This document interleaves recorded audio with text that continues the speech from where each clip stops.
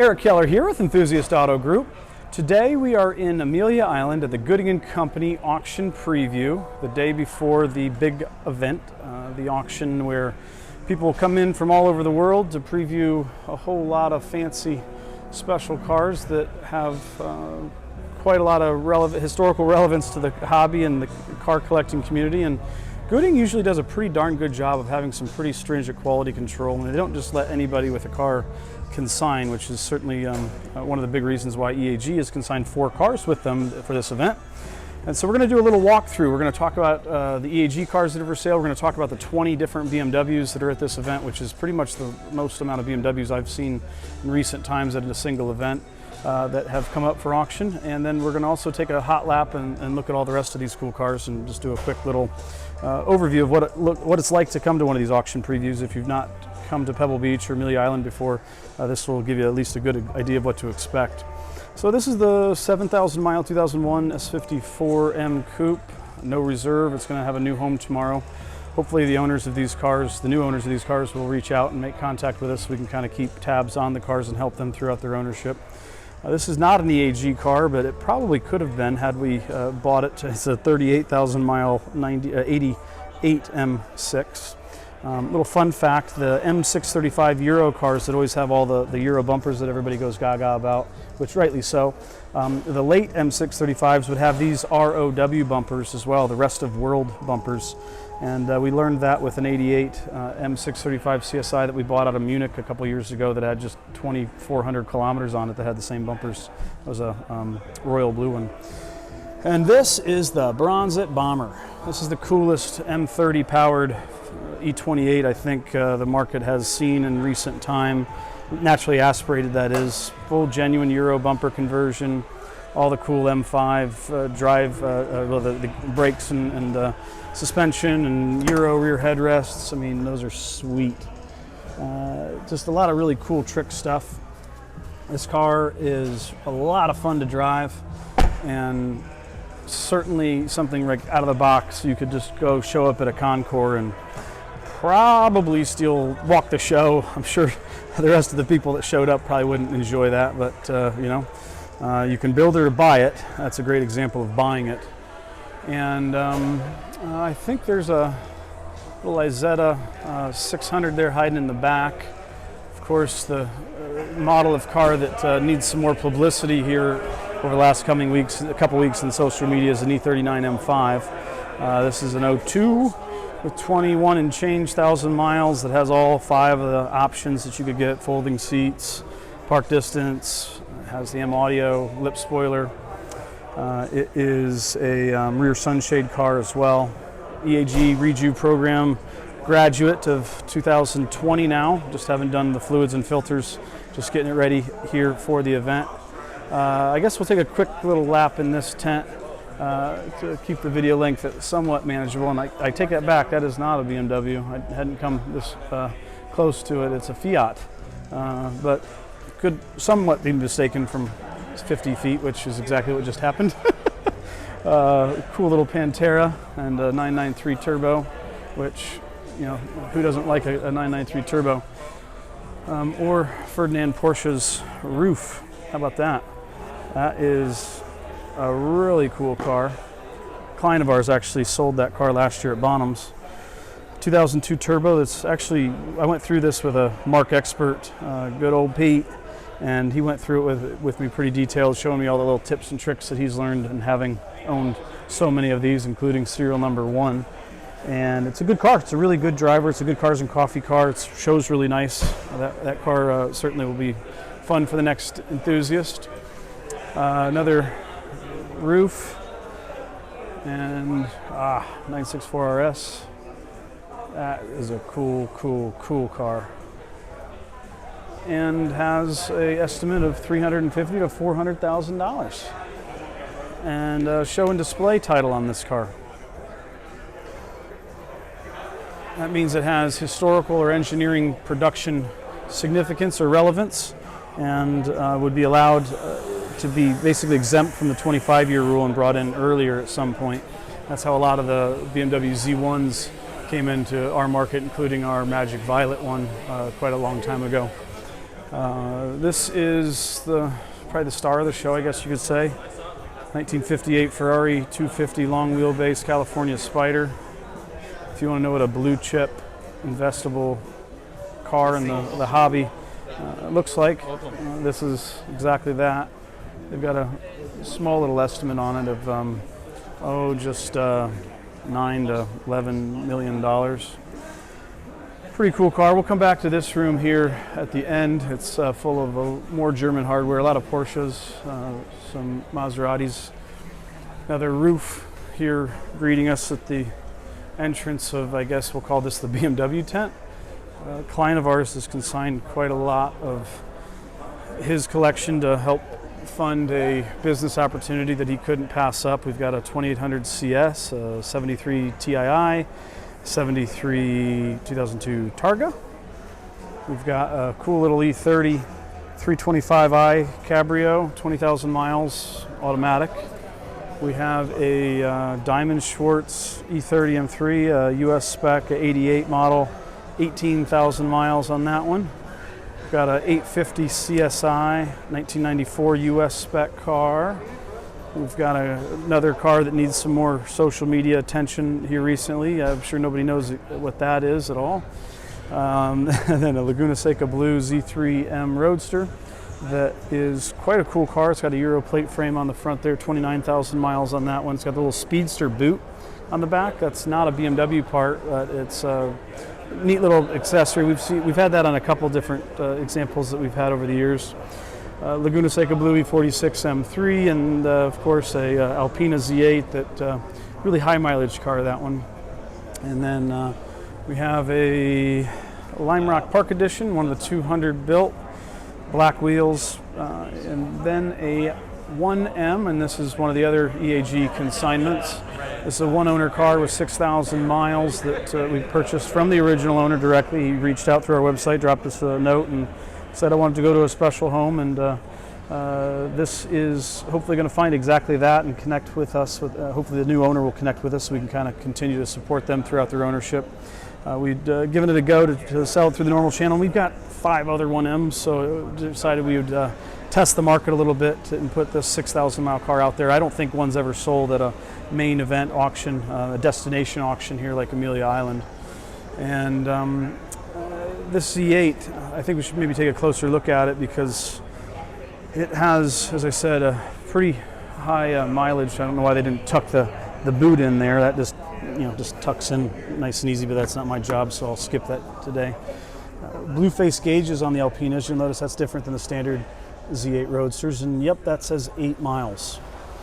A lot of mileage on that one. The Alpinas also have a numbered placard back here, probably reflections hard to read, but 151 of 555.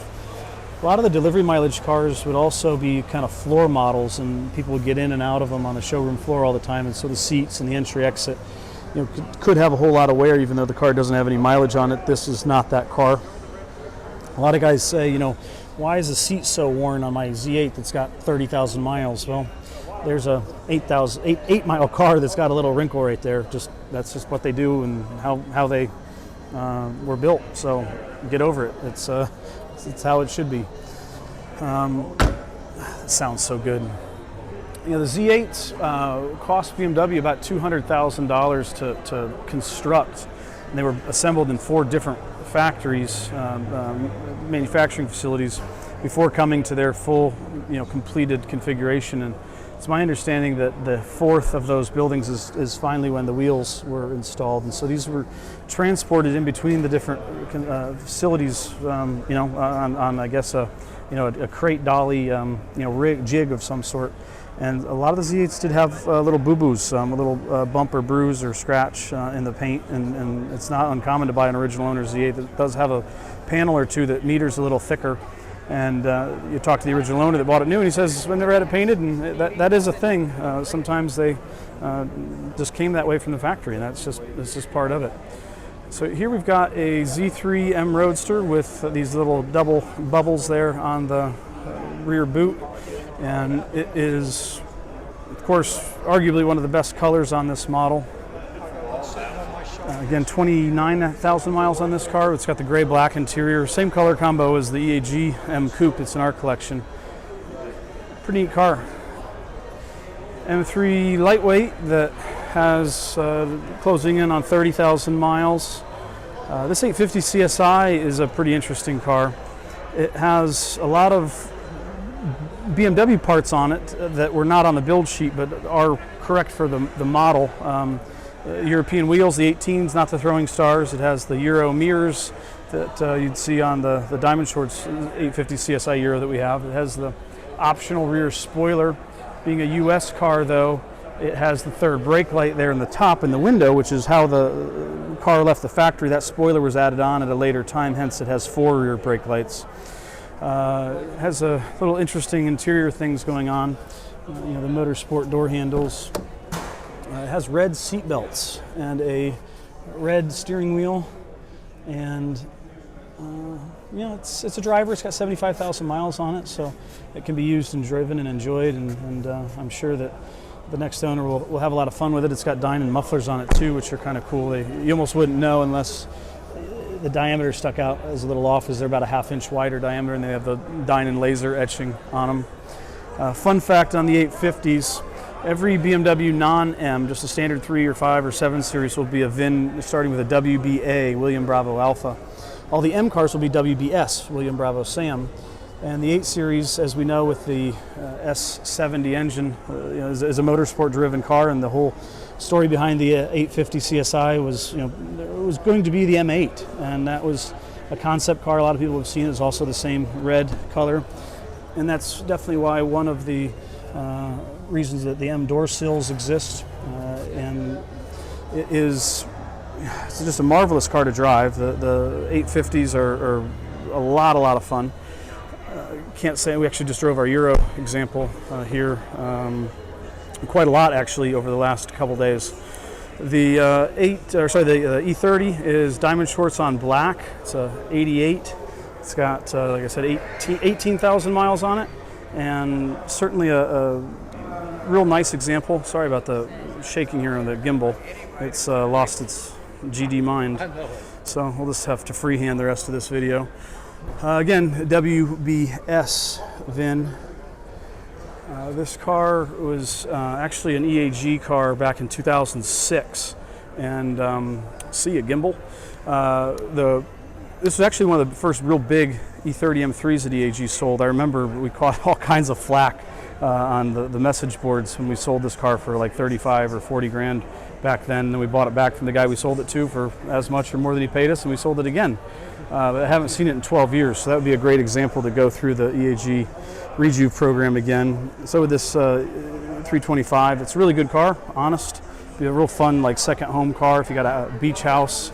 The automatic gearbox allows everybody to be able to drive it. It's a really early car, so you'll notice the different steering wheel than what a lot of the E30 guys are used to seeing. And the bottle cap wheels, which certainly are, I guess taken off of the 2002s to a degree.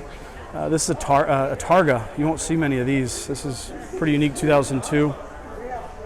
Certainly be a fun little third car. They also made a Bauer 2002. This is a Inka 73 TII, and we've got a E9 with some Alpina bits on it, Alpina wheels. I don't know if anything's on the engine of this one, but it does have a lot of little trinkets on it. And then I guess we'll take a hot lap through the rest of the event here. You don't see many of these in person. I think I have seen one of these before, but only one. Most people probably have not seen these. It's CTR3, 800 to $1 million. That is pretty awesome. This certainly will get all the guys out of the garage with it's a 4.0.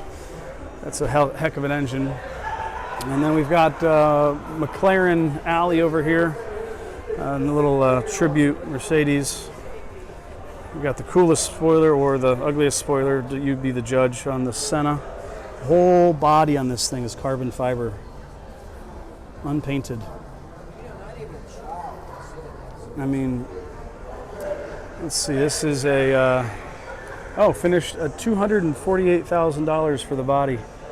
And it's an 88-mile car. So somebody should have been driving it, and they haven't been yet. Saw one of these out in Scottsdale too. So I think this may be the second or third one to probably come up for auction. A chrome Mclaren. That's quite interesting. It's actually MSO, which is kind of like their individual program. So yeah, McLaren Special Operations. And yeah, 679 horsepower. That'll get you there. Volkswagen Bugs, and back here we've got another gaggle of Porsches. Club Coupe, nice little ducktail spoiler.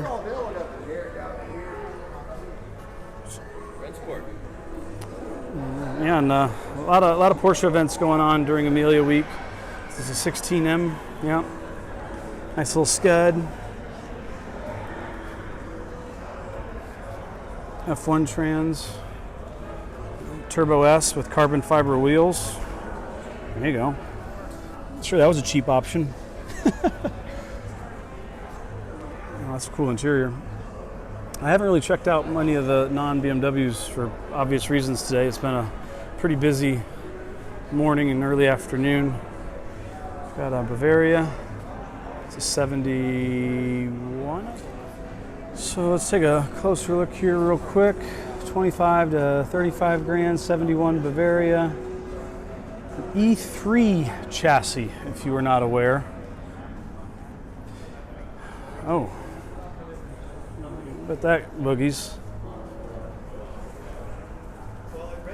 And then let's see, the middle room is quite heavy duty stuff. Alpha, an Audi back there.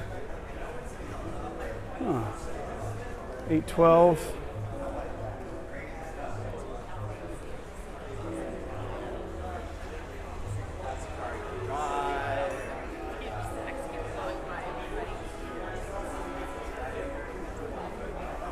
Oh. 458 Aberta. I've not taken a lot of time, as I said earlier, to walk through and check all these out. There's a really cool Butler 356 up there. Not sure what all the whole history is with that, but apparently, overhearing a couple guys talk about it, there were 5 of them built. Great little rally car.